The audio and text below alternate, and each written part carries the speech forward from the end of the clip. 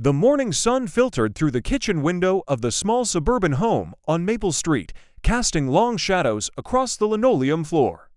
Sarah Martinez sat at her breakfast table, scrolling through her phone while sipping her coffee. It was a Tuesday, like any other in their quiet California neighborhood, where the biggest excitement usually came from Mrs. Peterson's garden club meetings or the occasional raccoon raid on garbage cans. But Whiskers, Sarah's 7-year-old tabby cat, was acting anything but ordinary. The gray and white feline paced nervously across the kitchen tiles, his tail twitching with an agitation that Sarah had never seen before. His green eyes were wide and alert, constantly darting toward the walls as if he could see something moving behind them. "What's wrong with you today, buddy?" Sarah asked, reaching down to pet him. But Whiskers darted away from her touch, something completely out of character for the usually affectionate cat who would normally be purring and rubbing against her legs at this time of morning. Sarah's husband, Miguel, emerged from the bathroom, adjusting his tie for another day at the insurance office. "Is the cat okay?" "He's been acting weird since I got up. I don't know," Sarah replied, watching as Whiskers jumped onto the windowsill and began pawing frantically at the glass. "He won't let me near him, and look at him. It's like he's trying to claw his way outside." Miguel glanced at the cat with mild concern but shrugged. "Maybe he saw a bird or something. You know how cats get." But Sarah knew her cat, and this wasn't about birds. Whiskers had been her companion since she'd found him as a kitten outside her college dorm 7 years ago. She'd seen him excited about birds, mice, even the occasional butterfly, but this was different. This was desperate. The cat suddenly leapt down from the windowsill and began racing around the house in circles, his claws clicking against the hardwood floors. He ran from room to room, pausing only to meow. Not his usual soft meow, but a harsh, urgent cry that made Sarah's skin crawl. "Seriously, what is wrong with him?" Miguel asked, now looking genuinely worried as Whiskers burst into the living room and began clawing at the front door. Sarah followed the cat, her concern growing. "Whiskers, what is it? What do you want?" But the cat couldn't answer. All he could do was continue his frantic behavior, running to the door, then back to Sarah, then to the door again. His pupils were dilated, and his breathing was rapid and shallow. Every few seconds, he would pause and cock his head, as if listening to something only he could hear. "Maybe we should take him to the vet," Sarah suggested, but as she approached him, Whiskers bolted toward the back door, his cries becoming more insistent. Their daughter Emma, 15 and perpetually annoyed by anything that interrupted her morning routine, stomped down the stairs with her backpack. "Can you guys make the cat stop yelling? I'm trying to get ready for school." "We're trying to figure out what's wrong with him," Sarah said, following Whiskers as he continued his circuit around the house. The cat was now alternating between pawing at doors and running to each family member, meowing urgently at them before running away again. "He's probably just being dramatic," Emma said, but even she looked concerned as Whiskers suddenly jumped onto the coffee table and began knocking over everything on it. Sarah's reading glasses, a stack of magazines, Miguel's car keys. "Whiskers, no," Sarah scolded, but the cat ignored her completely. He jumped down and ran to the front door again, this time throwing his entire body against it and clawing at the wood. Miguel checked his watch. "I really need to get to work. Maybe he'll calm down once we all leave." But Sarah was beginning to feel a strange unease in her stomach. Something about Whiskers' behavior was triggering an instinct she couldn't quite name. She'd read somewhere that animals could sense things humans couldn't. Changes in air pressure, electromagnetic fields, sounds to high or low for human ears. What if he's trying to tell us something? She asked quietly. Miguel paused in gathering his briefcase. "Like what? I don't know. But look at him, Miguel. Really look at him." Whiskers was now crouched low by the front door, his body tense as if ready to bolt. His ears were flattened against his head, and he was making a low, continuous growling sound. But what was most unsettling was his eyes. They kept darting upward, as if he was watching something moving above them. "Animals can sense earthquakes," Sarah said suddenly, the thought hitting her like a lightning bolt. "I remember reading about it. Dogs and cats acting strange before earthquakes." Emma rolled her eyes. "Mom, we don't get earthquakes here. This isn't San Francisco." But Miguel was looking at Whiskers with new interest. "Actually, we do get small ones sometimes. Remember that little tremor last year?" As if he'd heard them talking about earthquakes, Whiskers suddenly let out the most piercing yowl any of them had ever heard. It was a sound of pure terror and desperation, and it made all three humans stop what they were doing. "Oh my God," Sarah whispered, watching as Whiskers began throwing himself against the front door with increasing violence. "He's trying to get us to leave." "Sarah, that's crazy," Miguel said, but his voice lacked conviction. "Cats don't." He was interrupted by a low rumbling sound that seemed to come from everywhere and nowhere at once. It was barely audible, more felt than heard, but Whiskers' reaction was immediate and intense. He began yelling continuously, running from person to person, pawing at their legs, and then racing back to the door. "Did you guys hear that?" Emma asked, her teenage skepticism finally cracking. The rumbling came again, slightly stronger this time. Sarah felt it in her chest, a vibration that seemed to come from deep underground. Whiskers' behavior had reached a fever pitch. He was now clawing at Sarah's legs, his claws extending just enough to get her attention without hurting her. "We need to get out," Sarah said, her voice tight with sudden fear. "Now." "Sarah, you're overreacting," Miguel started, but another rumble, this one strong enough to rattle the window slightly, cut him off. Whiskers let out another desperate yowl and ran to Emma, weaving between her legs and then darting toward the door. The message was clear. "Follow me. The cat's right," Sarah said, grabbing her purse. "We need to get outside." "This is insane," Miguel muttered, but he was already moving toward the door. "We're evacuating our house because of a cat." Emma was staring at Whiskers, who was now sitting by the door, his body rigid with tension. "He's not acting crazy anymore. He's just waiting." Sarah opened the front door, and Whiskers immediately bolted outside, running toward the center of their front yard, before turning back to make sure they were following. His message was clear. "Get away from the house. Come on," Sarah urged, stepping outside. The morning air felt different, somehow charged with an energy that made her skin tingle. "Just humor me for a minute." Miguel and Emma followed her out, Miguel still grumbling about missing work and Emma about missing her first period class. But Whiskers wasn't satisfied with just getting them outside. He continued to meow urgently, running toward the street. And then back to them. "He wants us to go further," Sarah realized. "Away from the house. This is ridiculous," Miguel said, but he was looking around nervously, as if expecting something to happen. That's when they heard it, a deep, ominous, groaning sound that seemed to come from the earth itself. It was followed by a subtle swaying motion, so slight that they might have missed it if they hadn't been standing still and listening. Whiskers' yowling intensified, and he ran even further from the house, positioning himself near the neighbors' mailbox and continuing to call to them. "Oh my God," Emma whispered, pointing at their house. "Look at the windows." The windows were vibrating in their frames, creating a barely audible rattling sound. The hanging plants on the porch were swaying gently, even though there was no wind. "Get to the street," Sarah said, her voice steady despite the fear racing through her veins. Now, they hurried toward Whiskers, who was now sitting calmly in the middle of the street, his tail wrapped around his paws, watching the house with alert eyes. It was as if he knew exactly what was coming and was waiting for it. The earthquake, when it hit, was unlike anything Sarah had ever experienced. It started as a gentle rolling motion, like being on a boat in mild swells. But within seconds, it intensified into a violent shaking that made the ground beneath their feet feel like liquid. Their house, along with every other house on Maple Street, began to sway and creak. Windows rattled so hard that several cracked. Car alarms started going off. Dogs began barking frantically from backyards throughout the neighborhood, but the most terrifying sound was the deep, rumbling roar that seemed to come from the center of the earth itself. It was a sound that bypassed the ears and went straight to the primal part of the brain, the part that recognized mortal danger. Sarah grabbed onto Miguel and Emma as they struggled to maintain their balance. The shaking was so intense that it was difficult to stand, but they were safe in the open street, away from falling debris. The house, Emma screamed, pointing. Their beautiful two-story home was swaying like a tree in a hurricane. The brick chimney cracked and began to crumble. The large oak tree in their front yard tilted dangerously, its roots lifting from the suddenly unstable ground. The earthquake lasted only 45 seconds, but it felt like hours.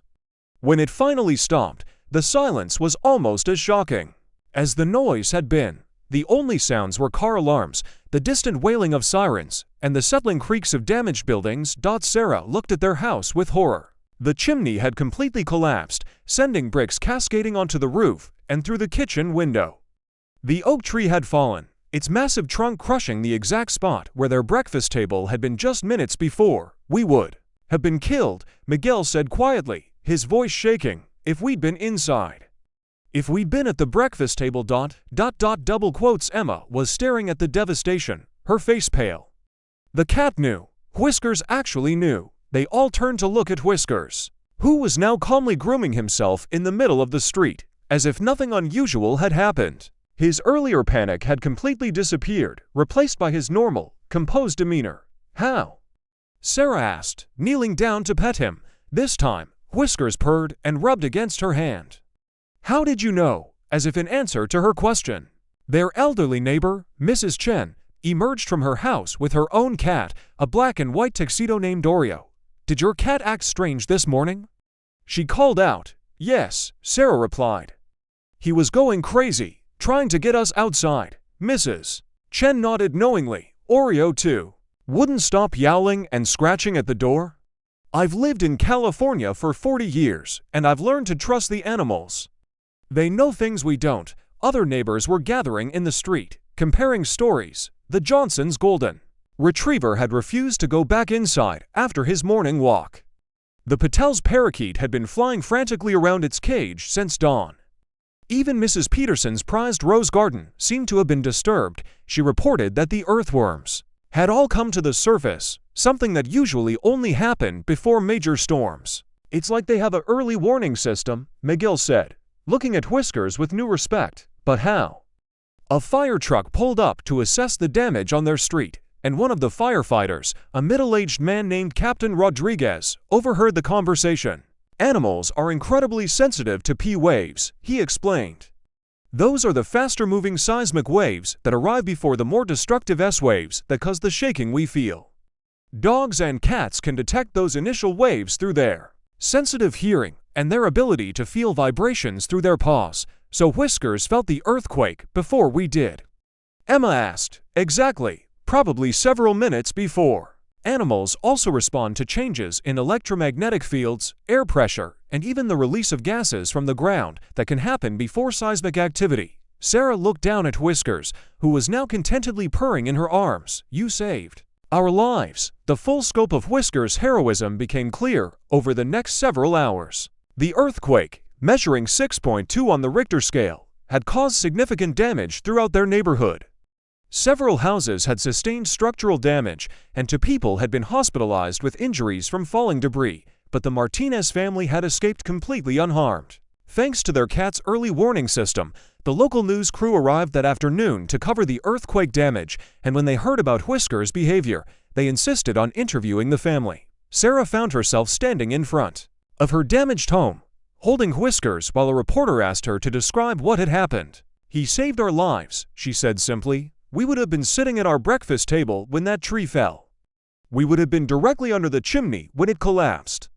If we hadn't listened to him." Double quotes. Miguel, who had initially been skeptical of evacuating because of a cat's behavior, was now Whiskers' biggest advocate. "I'll never doubt animal instincts again," he told the reporter. "That cat knew something was wrong 45 minutes before the earthquake hit. He was trying to warn us the whole time." Emma, who had grown up with Whiskers but had never paid much attention to him, was now devoted to the cat. "He's not just a pet," she said. "He's a family member who protected us." The story of Whiskers' earthquake prediction spread quickly through social media and local news outlets.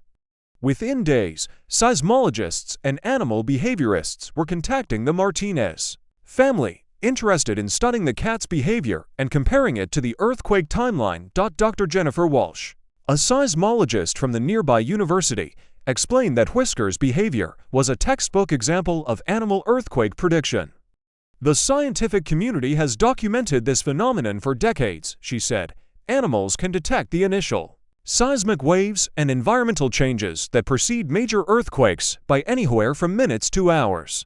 The ancient Greeks wrote about animals fleeing before earthquakes," added Dr. Marcus Thompson, an animal behaviorist. "In 373 BC, Historians recorded that rats, snakes, and weasels fled the city of Hellas days before a devastating earthquake. We're just now beginning to understand the science behind these observations, but for the Martinez family, the science was less important than the gratitude they felt toward their feline hero. As they worked with insurance adjusters and contractors to repair their home, they made sure that Whiskers' needs were their top priority. "We're installing a cat door," Sarah announced. "If Whiskers ever wants to get outside quickly again, he won't have to wait for us to figure out what he's trying to tell us." Miguel, who had previously been strict about keeping Whiskers indoors, agreed completely. "That cat has earned the right to come and go as he pleases." The rebuilding process took several months, but the Martinez family used the time to research animal behavior and earthquake preparedness. They learned that many cultures throughout history had relied on animals as early warning systems for natural disasters. In Japan, they have a saying, Emma read from her research: "When the catfish thrashes, the earth will shake." They believed that earthquakes were caused by a giant catfish moving underground, but they also observed that real catfish in ponds and rivers would become agitated before seismic activity. Sarah was particularly interested in learning about other animals that had predicted earthquakes. There's a case from 2016 in Italy where a farmer's animals all refused to enter their barn the night before a major earthquake. The next morning, the barn was completely destroyed. The family also learned about the limitations of animal-based earthquake prediction. "It's not foolproof," Dr. Walsh explained during a follow-up interview. "Animals can be triggered by many things: thunderstorms, other animals, even human activity. But when multiple animals in an area show similar behaviors, it's definitely worth paying attention." As their house was rebuilt, the Martinez family made several changes based on their earthquake experience. They installed earthquake-resistant cabinet latches, secured their water heater, and created an emergency kit with supplies for both humans and pets. But most importantly, they developed a deeper appreciation for the intelligence and instincts of their feline family member. "Whiskers isn't just a cat," Sarah told a reporter during the 6-month anniversary of the earthquake. "He's our early warning system, our protector, and our hero. We owe him our lives." The cat, for his part, seemed to understand his elevated status in the family. He had become more affectionate and attentive, often following family members around the house and positioning himself where he could keep an eye on everyone. "It's like he takes his job as family protector seriously now," Emma observed. "He's always watching, always listening." Miguel had gone from being someone who tolerated the cat to being Whiskers' biggest fan. "I tell everyone about our earthquake cat," he said. "People need to know that animals can save lives." The story of Whiskers' earthquake prediction had a lasting impact on their community as well. Several neighbors adopted pets after hearing about the Martinez family's experience, and the local animal shelter reported an increase in adoptions of older cats and dogs. "People are realizing that animals aren't just companions," said Janet Morrison, director of the county animal shelter. "They're partners who can help keep us safe." The Martinez family also began volunteering at the shelter, helping to educate potential pet owners about the many ways animals can contribute to family safety and well-being. "Whiskers taught us that the bond between humans and animals is deeper than we ever imagined," Sarah said during a presentation to a local community group. "Animals don't just love us, they protect us, sometimes in ways we don't even understand." 1 year after the earthquake, the Martinez family held a small celebration in honor of Whiskers. They invited their neighbors, the firefighters who had responded to their neighborhood, and several of the scientists who had studied their cat's behavior. Dr. Walsh presented Whiskers with a special certificate recognizing his contribution to earthquake science. "This cat's behavior has helped us better understand animal seismic sensitivity," she said.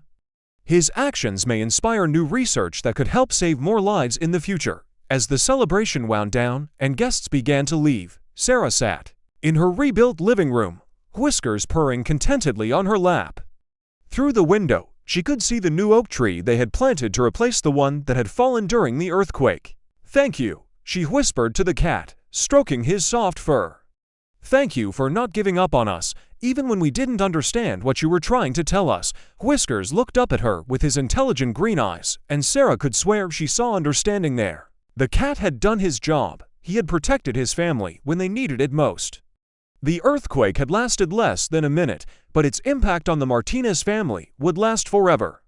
They had learned to trust in the wisdom of their four-legged family member, to pay attention to the subtle signs that animals provide, and to never underestimate the power of the bond between humans and their pets. Most importantly, they had learned that sometimes the most important messages come not in words, but in the desperate meows of a cat who loves his family enough to never give up trying to save them. Outside, the California sun was setting over their quiet neighborhood, painting the sky in shades of orange and pink. Inside their rebuilt home, the Martinez family was safe, protected by love, preparedness, and the watchful eyes of their earthquake cat. Whiskers had earned his place not just as a pet, but as a true hero whose quick thinking and unwavering determination had saved 3 human lives. His story would be told for years to come, inspiring others to pay attention to the animals in their lives and to never underestimate the power of instinct, loyalty, and love. The bond between the Martinez family and their remarkable cat had been forged in those terrifying moments before the earthquake, strengthened by survival and cemented by gratitude. It was a bond that would last a lifetime, built on the foundation of trust, respect, and the knowledge that sometimes the greatest heroes come in the smallest packages. As night fell over Maple Street, Whiskers settled into his favorite spot on the living room windowsill, his eyes alert and watchful. He had learned that being a family protector was a full-time job, and he was ready for whatever challenges might come their way. The earthquake cat was on duty, and his family was safe.